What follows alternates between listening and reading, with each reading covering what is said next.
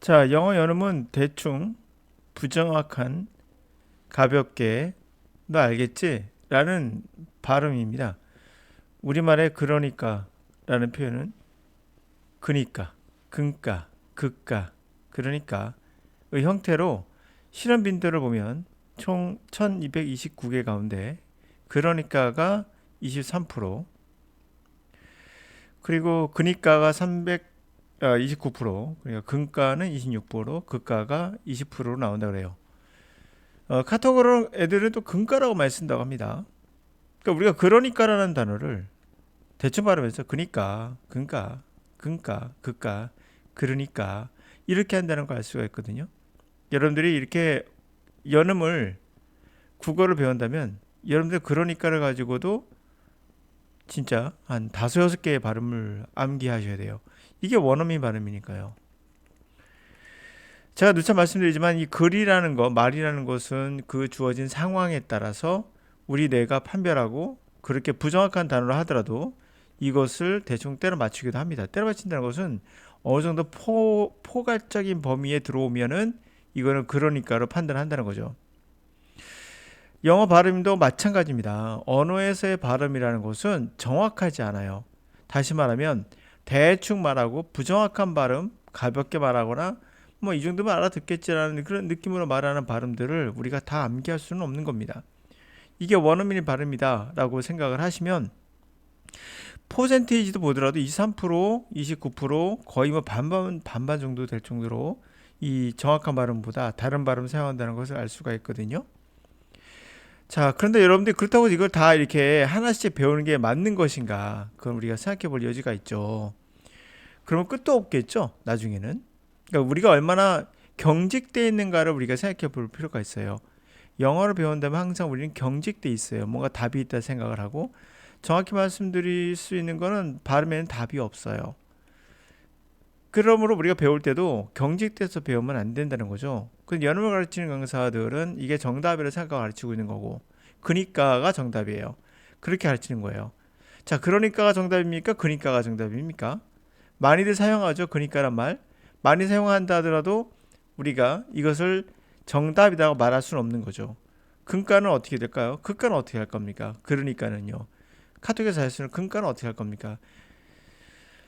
자, 지금 이제 Dr. 리사 펠만 베럿이라는 캐나다계 미국 교수하고요. 앤드루 후보만이라는 미국 원어민의 교수가 있습니다.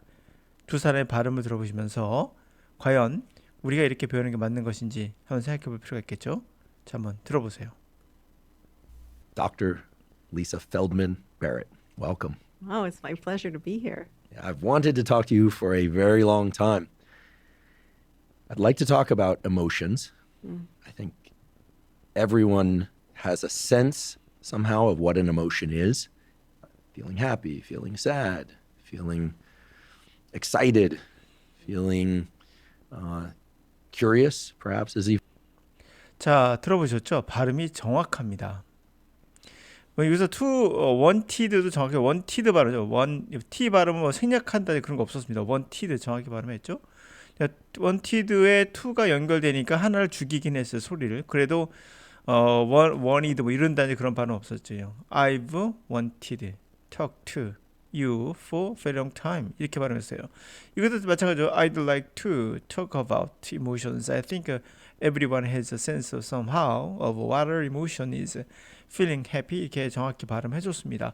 물론 리사라는 분들도 정확히 발음해줬고요. 어떻습니까? 우리가 생각하는 게 여러분들 과연 맞는 건지 우리가 언어라는 것을 단순하게 1차원적으로 보면은 들리는 대로 들으면 그렇게 돼요. 그러나 좀 더 다차원적으로 생각해 보신다면 들리는 대로 듣지 않고 있다는 것을 알 수가 있죠. 아까 말씀드린 대로 이것도 마찬가지죠. 그러니까로 해도 우리가 알아듣는 이유는 뭘까요? 배우지도 않았거든요. 그니까라는 단어를. 근데 어떻게 알아듣죠? 그걸 생각하면 되겠죠. 또 하나는 지금 이분은 캐나다고 이쪽은 미국계예요. 우리가 미국 발음을 배우는 학생들은 영국 발음이나 뉴질랜드 발음이나 이런 거 나오면 되게 힘들어해요. 왜 그럴까요? 이들이 발음이 답이 있다고 생각했기 때문인 거잖아요. 근데 우리가 우리나라 사투리에도 여러 가지 있거든요. 여러 가지 사투리가 발음이 정확하지 않더라도 우리가 알아들 수 있는 것은 바로 언어의 어떠한 포괄적인 능력이죠. 그러므로 우리가 영국권 발음을 듣든 미국권 발음을 듣든 간에 포괄적으로 알아들 수 있는 뭔가가 있다는 거예요.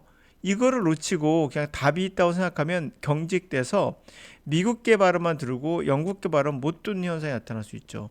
우리가 지역의 사투리를 다 알아들 수 있는데 불구하고도 구태여 서울 발음만 배우겠다는 거와 똑같은 상황이 되는 거죠. 그러므로 발음에 답이 있다고 생각하지 마시고 그리고 이제 흘려듣기 기타 등등을 통해서 배우는 게 맞고요. 물론 정확하게 주파수를 맞춰라라고 제가 말씀드렸죠. 그들이 발음하는 특징이 있거든요. 그것만 알면 돼요. 하여튼 자 이렇게 한번 들어봤거든요. 그러니까 이 앤드루라는 사람은 분명 캐나다의 미국인으로서 이제 앤드루 미국계 원어민으로서 이제 리사 펠맨 브렛을 웰컴이라 말하니까 물론 똑같이 I'm a pleasure to be here 초대해서 고맙다는 얘기죠.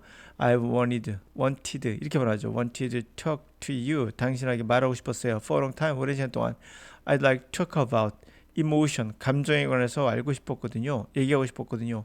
I think everyone has a sense somehow 내 생각에 모든 사람은요 느낀다는 거죠. sense, have a sense 뭘 느낍니까?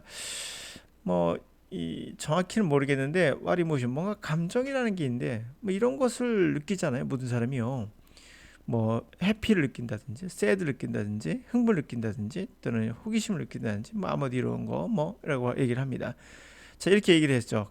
자 보세요. 발음 여러분이 어떻게 배울지를 뭔가 뒤에 있다는 걸 느끼셔야 돼요. 그렇다고 해서 발음이 근이가가 없는 건 아니잖아요. 근가도 있거든요. 근가도 한대요. 나 이거 처음 알았어요. 근가가 있다는 거. 이게 20%나 된다고 합니다. 사용 빈도가 꽤 높죠. 우리도 모르는 건데. 저도 제가 몰랐다는 게 과연 정답은 아닌 거잖아요. 제가 알면은 정답입니까? 아니죠. 제가 몰라도 사용하는 빈도가 20%가 나왔어요. 그래도 그건 정답인 거잖아. 그럼 이렇게 배워야죠. 여러분들이 만약에 극가라고 배우고 있다면 사용하신 분이라면 원어민으로서 다른 외국인에 가르칠 때 이럴 거예요. 그러니까는 극가라고 발음한다라고 가르칠 겁니다. 그게 여러분들이 듣고 있는 원어민들이 여러분들에게 말해주고 있는 내용이에요. 얼마나 부정확합니까? 부정확한 내용을 그대로 받아들이면 안 되고요. 영어 강사가 해야 될 건 뭐죠? 바로 본질을 가르치는 거예요. 본질. 발음의 본질이 뭘까? 그들이 이렇게 내든 이렇게 내든 이렇게 내든 간에 왜 우리는 다 알아듣는 것인가? 발음이 달라도 생략해도 그러니까 넣었자 뺐자 그니까 해도 되고 발음을 생략한다는 얘기죠.